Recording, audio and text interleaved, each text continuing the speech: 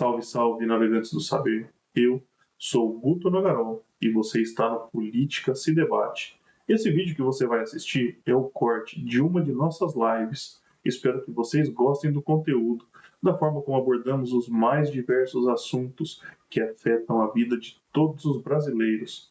Se vocês ficarem até o final e realmente gostarem do que estão acompanhando, deixe seu like, compartilhem o vídeo com seus amigos e dê uma chance para o canal. Se inscrevam aqui embaixo, ativem o sininho de notificações para quando estivermos fazendo as nossas lives ou lançarmos vídeos novos. E assistam até o final, vocês vão gostar.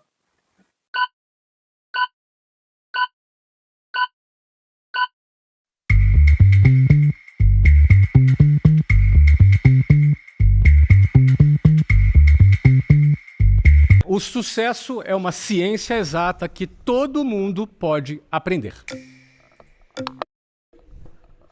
E aí, pessoal? O sucesso é uma ciência exata ou alguns privilegiados que possuem estão destinados a tê-la? Nós temos primeiro que entender o que é o sucesso. Será que o sucesso é ser rico? Será que o sucesso é ter uma família feliz? Será que o sucesso é ter uma casa para morar? O sucesso depende do ponto de vista de cada um. O sucesso é você melhorar a condição a qual você está hoje, ou da qual a sua família te proporcionou iniciar? É simplesmente uma condição. Mas vamos ver então a opinião dos participantes aqui. Vamos pular aqui para o minuto.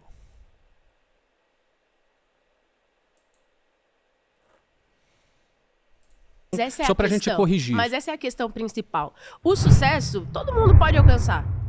Mas tem a questão da desigualdade social. Nem todo mundo sai do mesmo parâmetro. De forma alguma. Né? Eu sei que eu, você... por exemplo, saí de baixo. Que você saiu de baixo, que você Isso. também fez a sua escola de inglês, que fez ela crescer, sim. mas você precisou de professores para fazer isso acontecer, você precisou de pessoas para comprar o seu curso para fazer isso acontecer, você precisou de pessoas que acreditavam no seu curso para fazer isso acontecer, e você também precisou do capital estrangeiro vir aqui e comprar a sua escola para assim você se tornar um bilionário. Então, Foi capital nacional. Foi nacional? Ai, que bom, eu pensei que tinha sido estrangeiro. Isso. Mas, nesse sentido... O sucesso não é igual para todo mundo, porque não é todo mundo que tem o ponto de partida. As pessoas não têm acesso à universidade. Eu sou professora de inglês numa escola pública. E quando eu entrei lá, eu acreditei que as pessoas queriam estudar inglês e que todo mundo ia ensinar inglês para todo mundo de boa. Mas a verdade é que elas nem querem estudar. Elas estão no sentido de seguir, eu vou ficar rica, porque o sucesso é algo imaginário. O sucesso, o que é o sucesso? Então, eu pergunto para você. Como eu disse, pessoal, o sucesso, então, ele não é algo fixo. O sucesso é isso daqui. O sucesso para um jogador de futebol pode ser ganhar um campeonato, como pode ser defender a seleção do seu país.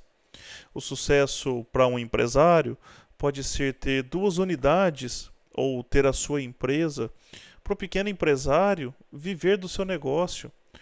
O sucesso para o artista é viver da sua arte. O sucesso é individual. A percepção de sucesso é para cada um. Embora você tenha partido de ponto diferente que os demais da sociedade, pois como nós vimos no início do debate, a desigualdade ela é inerente ao ser humano. Nem todos estão no mesmo nível de evolução, no mesmo nível intelectual, no mesmo nível de oportunidades.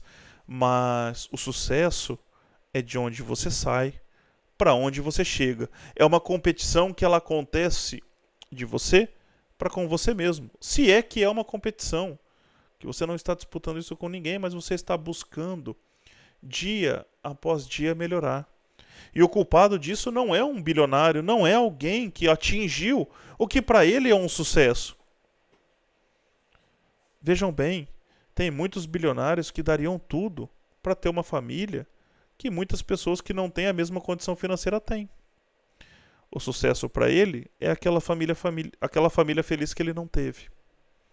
O sucesso para ele é estar junto daquele parente querido que ele não teve a oportunidade. Esse é o sucesso. O sucesso não é algo que nós colocamos numa caixa. O sucesso não é um colar de diamantes, não é uma pedra de ouro. O sucesso, ele é relativo. Ele é individual. Ele tem uma percepção subjetiva para cada um. Novamente voltamos ao tema felicidade. Devemos focar mais em viver o momento do que no futuro. É relativo.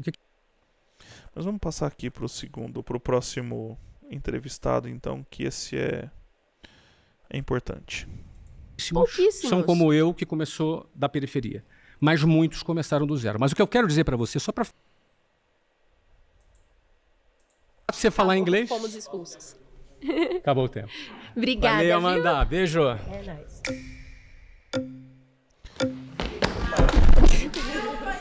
Você vai ficar de novo aqui? Quem que tá? Deixa eu vou dar uma catracada. De verdade.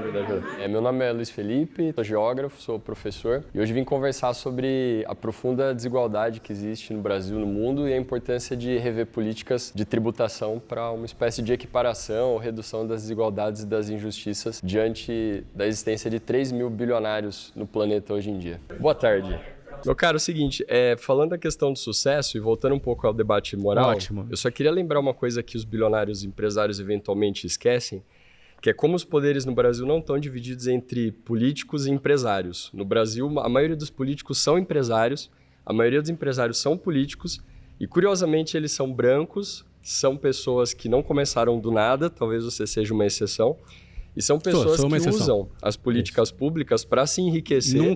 Nunca faturei um centavo de dinheiro público. A maioria. Que bom se você for uma exceção. Mas a gente vê estelionatários usando a Constituição para se favorecer e concentrar um capital, que a colega estava falando, de cerca de, só no Brasil, né, 2 trilhões de reais.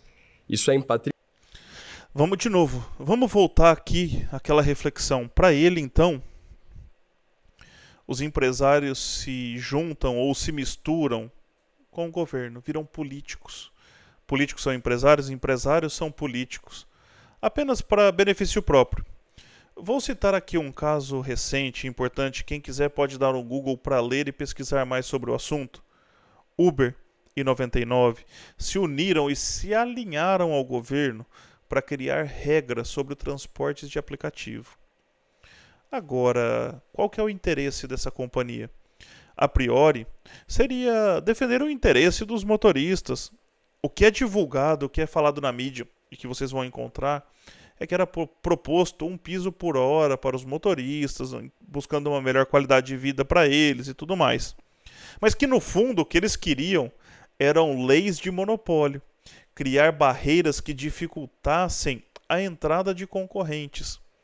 O problema, então, não é o empresário que atua no livre mercado, mas é do empresário que atua em conluio com o governo para obter esses benefícios. O grande cerne dessa narrativa é que esse pensamento é passado para os alunos. Ele é professor. Novamente, ele vai levar esse pensamento para os seus alunos. Aquela pequena fração que vai conseguir furar a bolha, ter uma condição de vida melhor, ter a oportunidade de ter contato com pessoas que pensam diferente, que estimulam o raciocínio e uma visão ampla do mundo, certamente se livrarão das amarras desse pensamento mesquinho, desse pensamento medíocre, desse pensamento que tenta colocar a culpa em quem produz. Mas a grande maioria vai seguir por esse caminho, repetindo esse mesmo discurso e sempre votando em políticos que prometem soluções messiânicas, soluções onde o Estado se coloca como o grande defensor da população e o defensor dos mais pobres, à medida que defende os interesses justamente dos empresários que lá estão. Apenas complementando, segundo ele, então, a fortuna dos bilionários brasileiros seria 2 trilhões de reais, somente em patrimônio. Mas vamos relembrá-lo aqui, então. Se a fortuna dos bilionários são 2 trilhões de reais, e uma vez que você esgota essa fortuna, uma vez só, ela acabou, anualmente o governo brasileiro arrecada mais de 3 trilhões de reais. Já o foi em 2025. Ficaremos muito próximo dos 4 trilhões de reais. Será que realmente os bilionários são os culpados? Mas vamos continuar aqui então.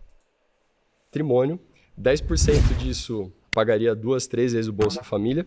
E pior, acho que concentra uma responsabilidade em tomar decisões que é muito poderosa e que vai limitar, por exemplo, a valorização de um professor, de uma enfermeira, de um bombeiro, de um policial. Não limita. Limita porque eu nunca vi ninguém ficar bilionário sendo professor, policial, bombeiro, não vai ser. ou uma pessoa que limpa a casa de alguém, ou que é uma pedagoga. Desculpa te interromper, é só para a gente não deixar conceitos assim equivocados no ar, né?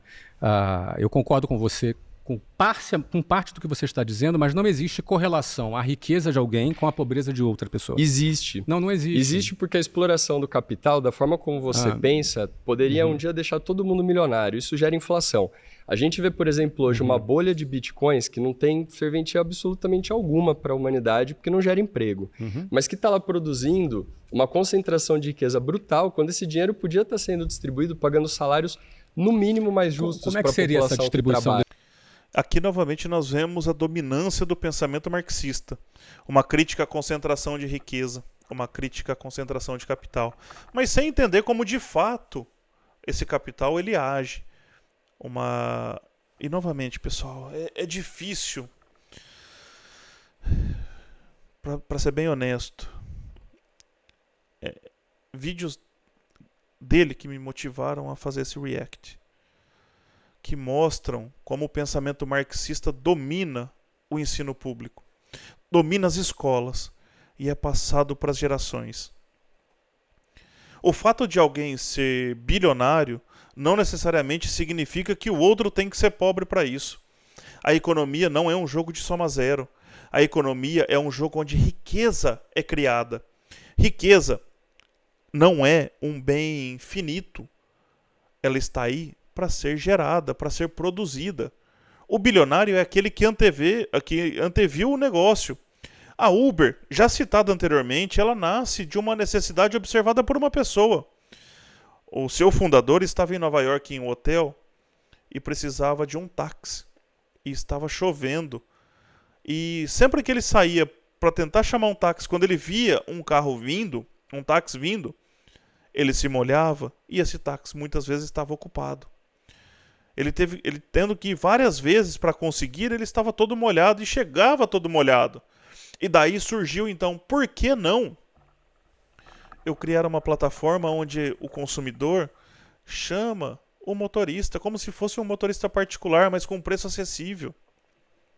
Da mesma maneira, os aplicativos de entrega de comida, que ao propiciarem ao pequeno negócio que não tinha condição de ter o seu entregador próprio, ampliar e ter mais um canal de venda, ter mais uma oportunidade.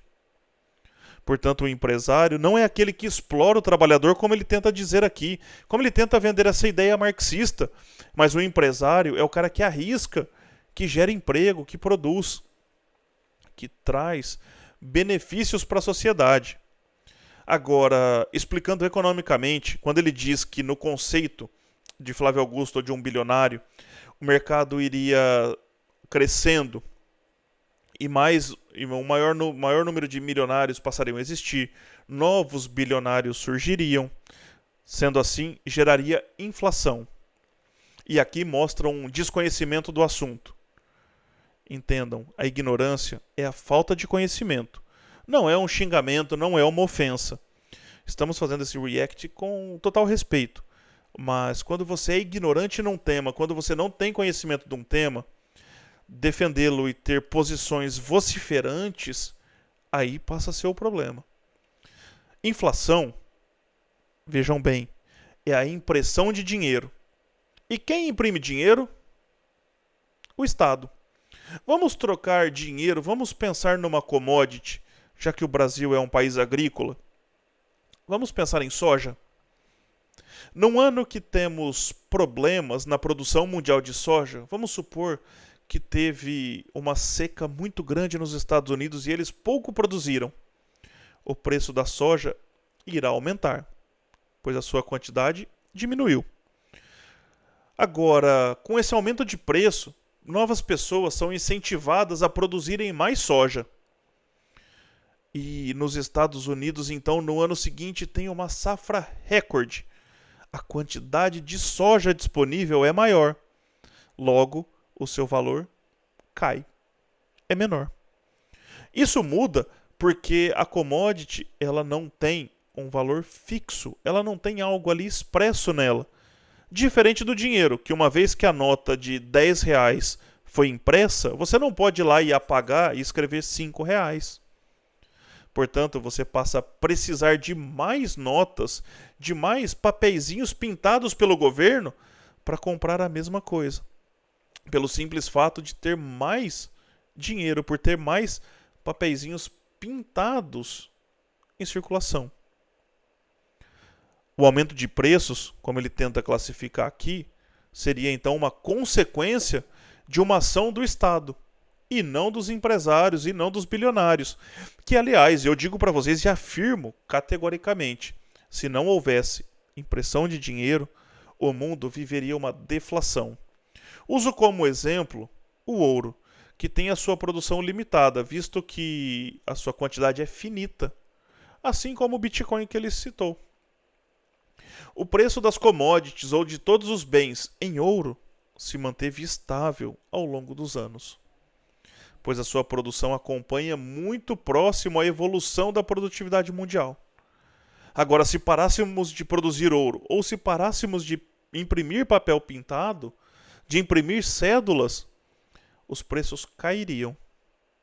A qualidade de vida seria ainda melhor e muito provavelmente o desemprego estaria próximo de zero. Esse dinheiro. Um salário mínimo, por exemplo, 5 vezes maior do que é o atual. A gente viu que a reforma trabalhista do Temer, depois do golpe, precarizou muito a vida dos trabalhadores. O que você acha que aconteceria? Aqui, mais uma vez, só para salientar e confirmar a posição marxista. A reforma trabalhista de Temer depois do golpe. Não foi golpe, jovem. Foi um processo de impeachment que seguiu todo o rito. Se o salário mínimo, que eu adoraria que fosse 5 vezes maior, mas do ponto como o Brasil é estruturado hoje, o que você acha que aconteceria se o salário mínimo hoje a gente fizesse assim, ó, e ele fosse 5 vezes maior? Você teria que tirar esse dinheiro de algum lugar, é a conta que o Congresso está tentando fazer. A questão é que quem está lá dentro, que é menos de 1%, não é factível porque quem decide as leis não quer pagar mais imposto, porque são milionários, são multimilionários. Mas eu topo pagar mais imposto. Mas então convence os seus colegas ali que fazem lobby no Congresso a pagar mais também. Não, eu topo pagar mais imposto. Então, para ele, aqueles que estão lá não querem um salário 5 vezes maior. Aí sim, se nós simplesmente, do dia para a noite, multiplicássemos por 5 o salário mínimo, sabe o que iria acontecer? Desemprego. Desemprego em massa. Afinal de contas, todo o preço, seja ele qual for, é um limitador, ele serve como para exclusão. Ele é uma linha de corte. A partir daquele preço, um determinado tanto de pessoas vai consumir ou não. Quando nós estipulamos um salário mínimo, então nós estamos dizendo que aqueles que não são capazes de ter uma produtividade igual ou superior ao salário mínimo mais os encargos, tá? Não é só o valor do salário mínimo, veja bem. Essa pessoa estará fora do mercado de trabalho. Logo, salário mínimo é também uma das formas de gerar desemprego no país. Não só no Brasil, mas no mundo todo. Mas continuando, supondo que fosse capaz de pagar o salário 5 vezes maior.